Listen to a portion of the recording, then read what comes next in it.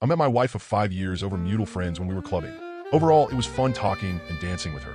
She also introduced me to her BF, who was with another circle of friends at the club. I also chatted with him, and I got a fun first expression of him. A few days later, another mutual friend told me that she asked for my number and if it's okay to give it to her. I really don't give my number away, so easily only to a few handpicked friends, so I asked my friend a bit of an insight to get a better feeling of this person. My friend told me she broke up her long-term relationship with her ex after their first child, 6MO, was born because after life got rough, trying getting an own home, more responsibilities, etc. The young father bailed and went partying all the time. He told her he wasn't ready, but would help her financially with the child, so they broke up, but was still on good terms due to the child. I asked my friend to give me a bit time to think, but I really didn't thought about a romantic relationship with her, so after a week I gave my friend the go to give her my contact. I was only interested in a platonic friendship with her. Even she was quite my type and fun to have around, but I wasn't actively looking for a GF, so it was okay for me to meet with her. I made it clear that I wasn't interested in a relationship, but I'm fine if she just needs someone to talk, vent, or just to go out. I'm always like this with my other friends, male or female. So after months of daily texting, calling, and going out with her and her child, she asked my best friend, F, for tips how to approach me, because she was already fallen for me. Even though, without giving signals from my side, I even tried to hook her with someone I know who was decent. After 2 years in this friend zone, I gave in when she asked me.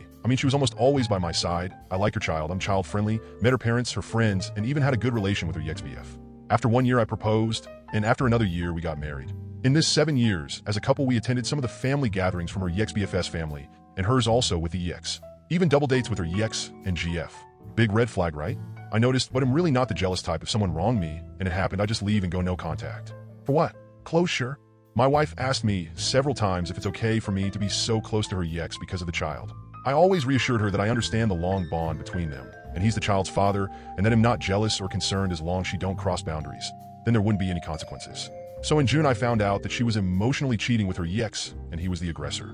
He opened up to her that he was kind of depressed when he heard his son calling me Papa, my name, and his whole view of life changed. But he also know that I'm good to his child and never forced me on him to see me as his father or stepfather. He acknowledged that, and he thanked me many times, but now he wants his family back. It was very subtle at first, starting after New Year with innocent texts, asking for their song, memory lane, blah blah. But still no signs of betrayal here. No late night calls or dates with friends, hush phone calls, erased texts, the usual amount of texts, etc., etc. That started in June, and the signs jumped right into my face. It started going out of the room, talking, pretending to do something in the other room, dress nicely when meeting with him, to give him the child for the weekend, etc., etc. So after a week of monitoring, I was intrigued when it started and in which stage emotionally/physically they are now. I'm a bit tech-savvy, and a part of my job is to see patterns, so it was not very difficult for me to dig deeper. Normally at the first sign, I would leave as always, but now I'm married and I don't want to be portrayed as runoff like her ex, so I collected text, emails, part of conversations. In the meanwhile, I already contacted my lawyer and got my financial in orders. So for me, my marriage ended in June with the emotional cheating, but I thought I need more proof for the hardcore delusionals in the family or friends who tends to shake off emotional cheating as harmless, and I waited till it got physical a month after. She was very confused when she came home, and I saw the guilt and every emotions in her body.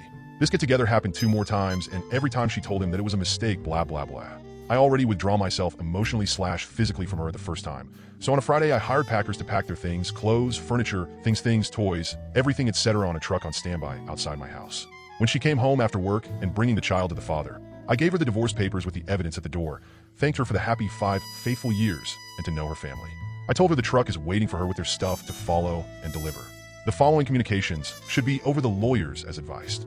She stood in front of the door after I closed it for about 30 minutes, probably in shock. So I texted the truck driver to ask her for the delivery address to get her out her coma.